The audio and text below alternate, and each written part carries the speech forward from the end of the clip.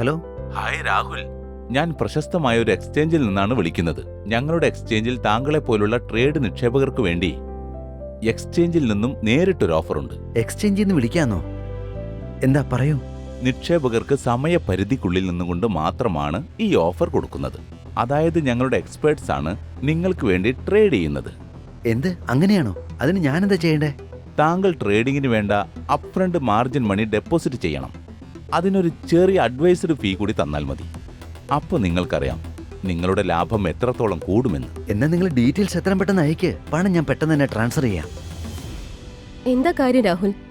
വലിയ സന്തോഷത്തിലാണല്ലോ. അങ്ങനെ തന്നെ വിചാരിച്ചു. എനിക്ക് ലോട്ടറി അടിച്ചു. അതെങ്ങനെ?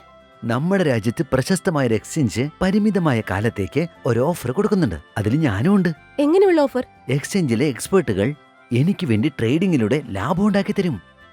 അതിനുവേണ്ടി ഞാൻ മാർജിൻ മണി മാത്രം കൊടുത്താൽ മതി.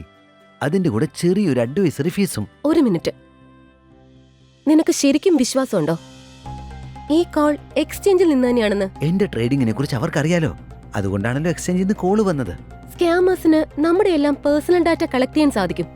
എന്നിട്ട് ധനകാര്യ സ്ഥാപനങ്ങളുടെ പ്രതിനിധികൾ എന്ന പേരിൽ അവർ വിളിക്കുകയും വിശ്വസിപ്പിക്കുകയും പ്രലോഭിപ്പിക്കുകയും ചെയ്ത് പണം മുഴുവൻ തട്ടിയെടുക്കും. അപ്പൊ ഇതൊരു സ്കാം കോളാണോ? തീർച്ചയായും. താങ്ക് യു പ്രിയ, നിങ്ങൾ എന്റെ പണം നഷ്ടപ്പെടാതെ രക്ഷിച്ചതിന്. റെഗുലേറ്റഡ് എക്സ്ചേഞ്ചസ് ഒരിക്കലും നിക്ഷേപ സംബന്ധമായ ഗ്യാരണ്ടീഡ് റിട്ടേൺസ് ഓഫർ ചെയ്യില്ല. മറ്റാർക്കു വേണ്ടിയും ട്രേഡിംഗ് ചെയ്യുകയുമില്ല.